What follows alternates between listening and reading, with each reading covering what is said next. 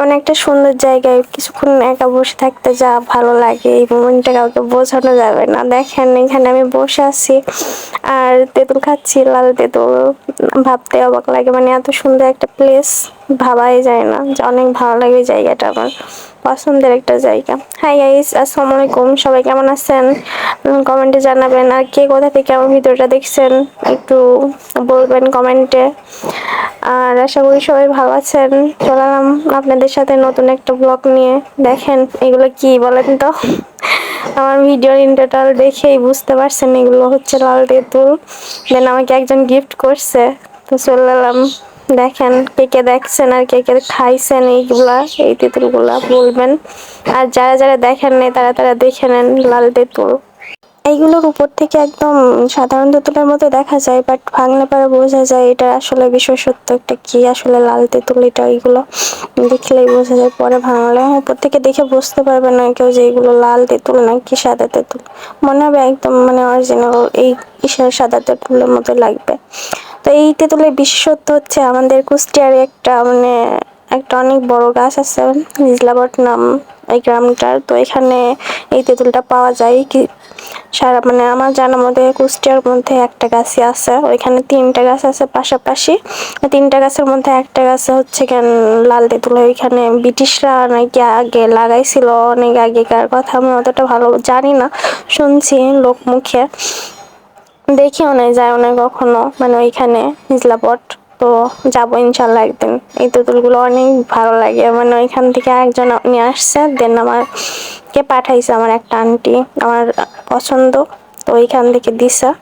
আর আমার এমনিতে টক জিনিসটা ফেভারিট, তো দিছে লাল তেঁতুল। আর এই তেঁতুলগুলো অনেক স্বাদ, অনেক ভালো লাগে খাইতে, অনেক ভালো লাগে। আর দেখার কথা তো বলবোই না, দেখতে যা মাশাআল্লাহ অনেক সুন্দর, মানে তেঁতুলগুলো এত সুন্দর কি বলবো। আর এইদিকে দেখেন আম্মু রুটি বানাচ্ছে, আর আমি আসলাম মাত্র বাসায়, এসে ক্ষুধা লাগছে অনেক, খাওয়া দাওয়া শুরু করে দিছি। আর চুলার পার থেকেই খাওয়া শুরু করে দিছি। আর চুলার পার থেকে খাইতে যা মজা লাগে, আম্মু রান্না করে পাশে বসে খাইতে অনেক মজা লাগে। কে কে আমার মতো চুলার পার থেকে বসে বসে খান না? এদিকে আমি তরকারি করতে বললাম, আম্মু তরকারি কুটে দিছি, আর এদিকে আমি খাচ্ছি। আম্মু এখানে ব্লেন্ড করে নিয়ে আসছে, আর আম্মু রুটি বানাচ্ছে, আমি এখানে বসে বসে খাচ্ছি গপুস গপুস করে।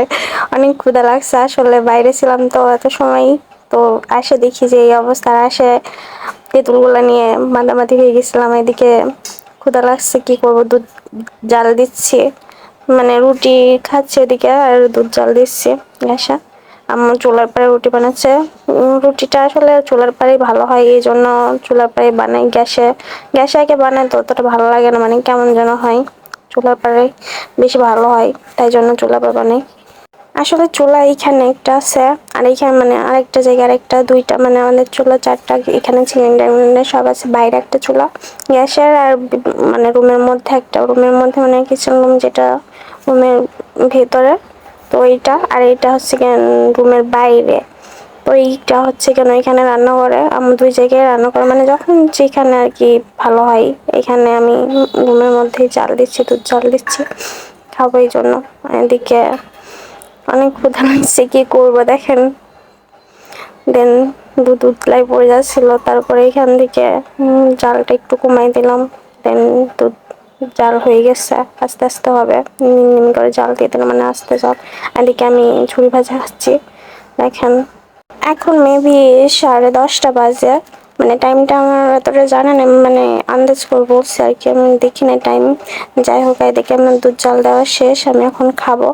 আর এখানে দুধ ফেটাচ্ছি, মানে চিনি মিশাচ্ছি, হালকা একটু চিনি নিছি, এটা হচ্ছে কেন খাবো আমি এখন।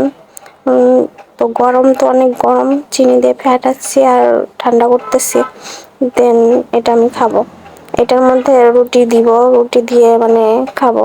আর কার কার এইভাবে ভালো লাগে দেখেন, রুটি দিয়ে খাচ্ছি, মানে আমার এইভাবে বেশি ভালো লাগে, রুটি আর ভাজি, ওইটার থেকে এই রুটি আর দুধ দিয়ে এইভাবে খাইতে অনেক মজা লাগে। কার কার এই খাবারটা পছন্দ জানাবেন, আমার তো অনেক ভালো লাগে, বিশেষ করে রুটি দিয়ে দুধ দিয়েই খাইতে। তো এই খাবারটা খাইতে অনেক মজা লাগে, যারা খান নাই একবার হলো ট্রাই করবেন, দেখবেন অনেক মজা হয় খাবারটা। যারা খাইছেন তারা তো জানেন, আর যারা খান নাই তারা ট্রাই করবেন। আর এদিকে দেখেন আমি সেই তেঁতুলগুলা আমি তো অনেক এক্সাইটেড এই তেঁতুল পাইয়ে, মানে অনেক দিন পরে এই তেঁতুল প্রত্যেক বছরে পাই 1-2 বার করে, মানে সবসময় আসে না, পাই না। ওইখানে তো যা ওখানে আর ওইখান থেকে পাঠাই, তখন আমি পাই এই তেঁতুলগুলা। কেউ এনে দিলে তখন পাই, মানে এখানে আমি কখনো যাই নাই হিজলাপট, ওইখানে যাবো ইনশাল্লাহ একদিনকে আপনাদেরকেও দেখাবো। দেখেন এখানে আমি মানে তেঁতুলগুলা সেচতেছি, মানে যাই হোক হুগলির মধ্যে দিয়ে সেচতেছি।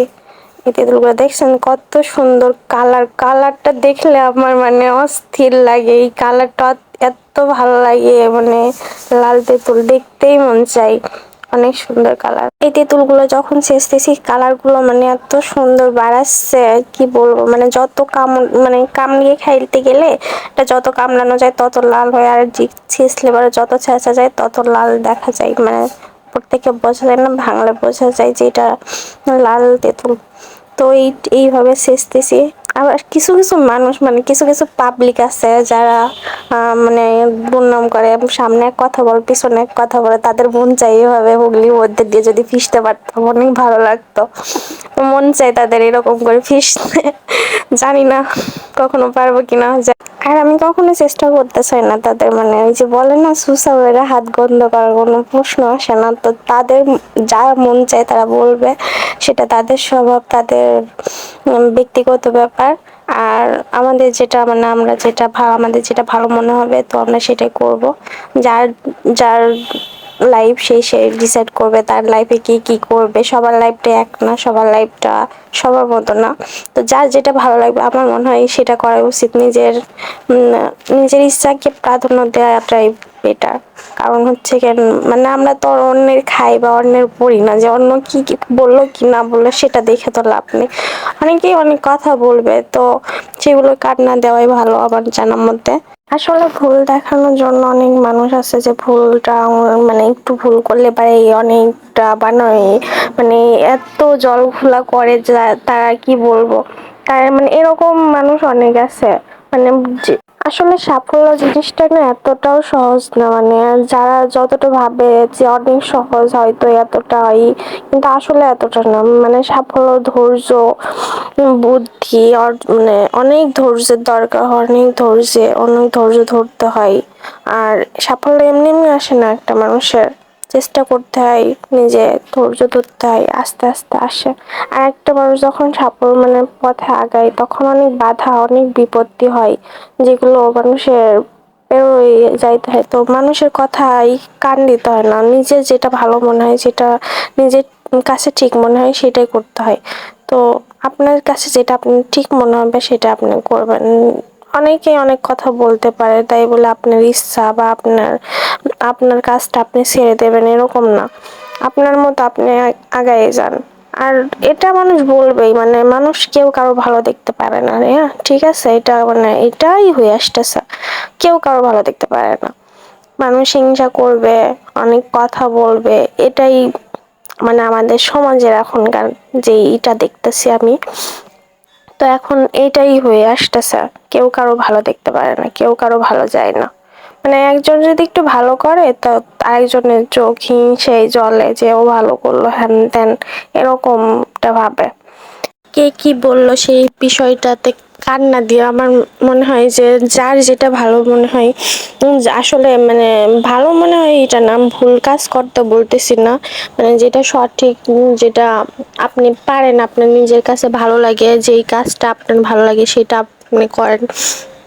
কে কি বললো এটাই কান না দিয়ে নিজের, মানে সবাই সব কাজ পারে না, ঠিক আছে, সবার দ্বারা সব কাজ হয় না, সবার সব রকম যোগ্যতাও থাকে না।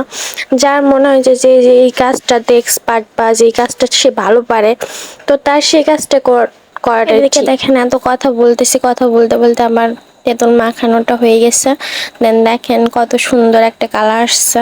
এখন আমি খাবো, অনেক মজা হয়েছিল আসলে। আর আমি জানি না আমি কতটুকু গুছাই বলতে পারছি, আমি অনেক ছোট, আর আমার লাইফে অনেক কিছু ফেস করছি আমি এই ছোট বয়সে। জানি না আরো সামনে কি আছে, আমার জন্য কি অপেক্ষা করতেছে আমি নিজেও জানি না। সামনে হয়তো অনেক কিছু দেখার বাকি আছে, এখনো অনেক কিছু আল্লাহ জানে, আল্লাহ আমার কপালে কি রাখছে বা কি আমার ভাগ্যে আছে সেটা শুধুমাত্র সেই জানে। তো আমার যেটুকু মানে মনে আসলো তো এইটুকু আমি বললাম, কেউ কিছু মনে করেন না। সবাই ভালো থাকবেন, সুস্থ থাকবেন, এই কামনাই করি। আর আমার জন্য অনেক অনেক দোয়া করবেন, আমাকে এইভাবেই ভালোবাসবেন, আমাকে এইভাবেই সাপোর্ট করবেন আপনারা, আমি যেন সামনের দিকে আগাইতে পারি, আপনাদের জন্য নতুন নতুন ভিডিও আনতে পারি সেই দোয়া করবেন। আর আমাকে এইভাবে সাপোর্ট করবেন। সবাই ভালো থাকবেন, সুস্থ থাকবেন। আল্লাহ হাফেজ।